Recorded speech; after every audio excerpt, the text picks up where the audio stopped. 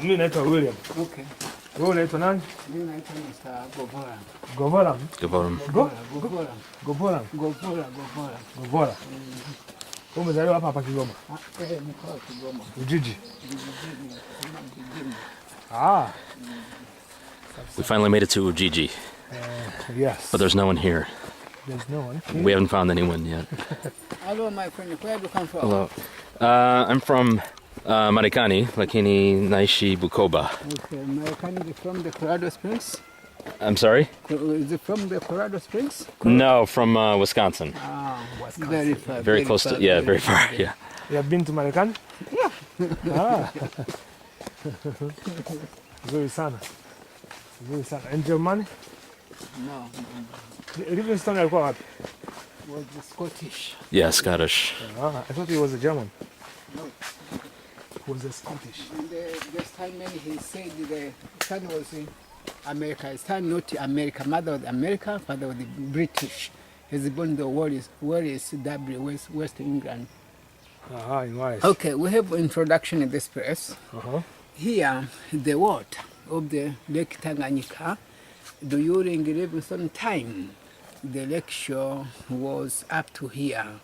The water of the lake have been receding as years gone. Livingstone arrived here 1869, March.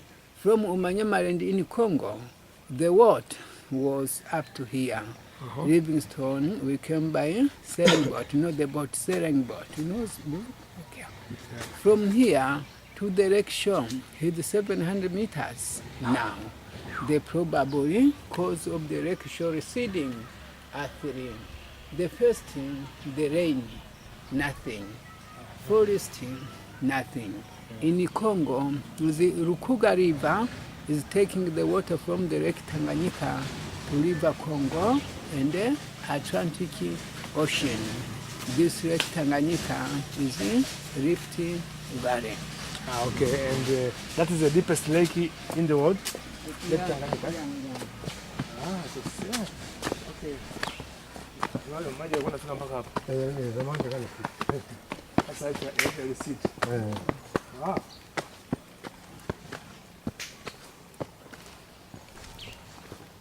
Okay, please have a seat for the speech. Okay.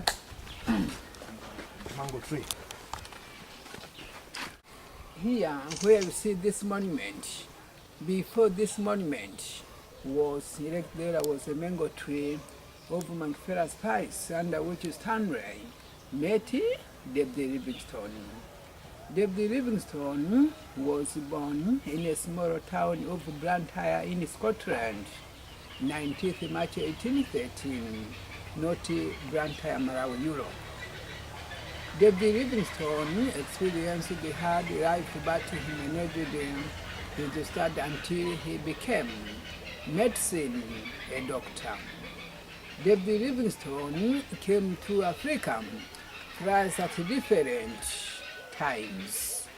He first came to Africa in 1841. During this time, he just ended in South Africa. When Livingstone went to South Africa, in his first term of exploration, he joined to the family Mr. Robert Moffat, who had settled there. He married Mary Moffat, the daughter of Robert Moffat, Kurumani, in 1843. He had a family of 2 sons and 1 daughter. And unfortunately, his wife died of malaria at Shupanga in Mozambique. In 1852, he then sent his orphans to Europe for studies. His second journey to Africa was in 1859, where he traveled in Central Africa. It was at this time when he spoke to the force and the river Zambezi in Zambia. He then went back to Britain, where he addressed at Cambridge University. David Livingstone is very much remembered as one of the early explorers who opened the path to Africa for commerce and Christianity. Commerce. This they started from his own colony. He made at Cambridge when he said, I quote him, I know that in a few years I shall be cut off in that country which is now open. Do not let it shut again. I go back to Africa to try to make an open path for commerce and Christianity. Carry out the work which I have begun. I leave it to you. The end of quoting his words. Do you understand? Yes. Okay. The last journey of the stone started from the mouth of the river Ruvuma in Mikindani, Mtwara.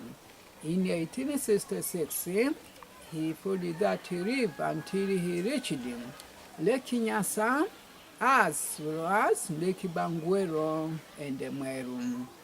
He then went as far as Manyemaland in Congo. There he met some of the slave traders who mostly were Swahili and the Arabs. Dr. Livingstone crossed the lake to Ujiji, where he established his temporary center. We make it with the tent here under the mango tree. While at Ujiji, Dr. Livingstone traveled to various areas and then back to Ujiji. Same time when he came back to Ujiji, he found some of his items had been stolen. It happened that Europe had not heard from Livingstone for about 3 years. Europe thought that Livingstone was dead. Therefore, Stanley was sent to look after Livingstone, dead or alive. During the hard day, Livingstone had no food and other provision, and he was resting in his tent. One of his servants came shouting, a British is coming, a British is coming. Mzungu Mwingereza anakuja. Livingstone raised his head, marvelous and curious. He saw a white man coming for the bar, his caravan. So he had to stand under the shadow of the mango tree, which then stood here. Stanley arrived and they greeted to Livingstone by saying, Dr. Livingstone, I presume. Their meeting took place on 10th November 1871. After their meeting, they had a talk. Stanley had convinced Livingstone to return to Europe, but Livingstone did not agree. Finally, in December 1871, immediately after Christmas, they left Ujiji for Tabora at Kwihara. Livingstone was left there, and Stanley went back to the coast, where he bought some necessities and dispatched them to Livingstone. After that, Stanley he proceeded to Europe. In August 1872, Livingstone left Tabora for Chitambo. In Zambia, where he met his death of malaria on 1st May 1873. After Dr. Livingstone's death, there were 4 porters who had accompanied him in most of the exploration. These were Susi, Chuma, Jacobo, and the Mangwana, Africans. They had to operate his body. They took out the intestines and the heart, and they put them in the iron box. They had to bury it there. Then they treat the body with certain spices so that it could not decay. They had to carry it 1,500 miles to Bagamoyo. It was received with the missionaries. You know Bagamoyo? Yes. Okay. Then the arrangement was made to ship it to Zanzibar and then to Britain. The body arrived in London on 15th April 1874. After 3 days, he was buried in Westminster Abbey. The body was only taken about 1 year before burial. During the colonial time, the mango tree remained inside the point where the meeting of these two white men took place. The plate to indicate its historical importance had been fixed on it. However, during the 1920s, it became obvious that the mango tree was of great age and it was dying natural death. The then Tanganyika territorial government had a keen historical interest in its life. Various efforts to be taken from the life of the tree, but none of them produced positive results. Eventually, they branched the regional mango tree were grafted into the red new seedlings mango plants. It is believed that 4 grafted mango plants survived them, and 2 of them were planted near the monument. This one and this one is grafted in 1924 from the mango regional was up to here. This monument is built in 1927 after his death, the mango tree. Dr. Livingstone made the journey to Africa for the following reasons. First, he wanted to explore Africa, its rivers and lakes. Secondly, he wanted to make an open path for commerce and Christianity. Thirdly, because he had already seen the evil of the slavery, he wanted to be abolish slave trade. Finally, he suggested that Africa needed to be civilized and could be done only after had been colonized. This is the brief history about Dr. David Livingstone. Yeah. Wow. We have another small monument there. Richard Francis Burton and John Hanning Speke came to Gigi before Livingstone. Burton and Speke had been soldiers who had fought the war in India. When they came back in Europe, they found 2 things being discussed. First, the source of River Nile. It had not been discovered.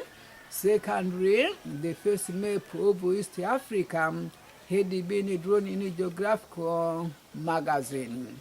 It showed that the Great Lakes of East Africa were joined as a large inland sea. This was inaccurate. Thus, these 2 Europeans decided to come to Africa to look at the source of River Nile, and at the same time see if the said map was correct. So they arrived at Zanzibar and then to Bagamoyo, where they started their journey. They had to follow the foot route which by then had been used by the slave traders. Thus they arrived here 14th February 1858. These were the first Europeans to see Lake Tanganyika. On their way back to the coast, Speke, we see the Lake Victoria, and they had to name it Victoria in honor of the then Queen Britain, before calling Lake Nyanza.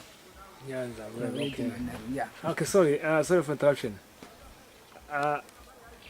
Come again, that's the point. Like the Lake Victoria was named The Lake Nyanza. I mean, before it was called Lake Nyanza. Yeah. But this was it Speke who discovered, the lake and give the queen's name, or because the Queen Victoria, what the Queen Victoria, they calling Queen Victoria. Who called that name? Who? aliyetaja jina la Queen. Speke. Okay, Speke. Speke. That's good. Okay. Yeah.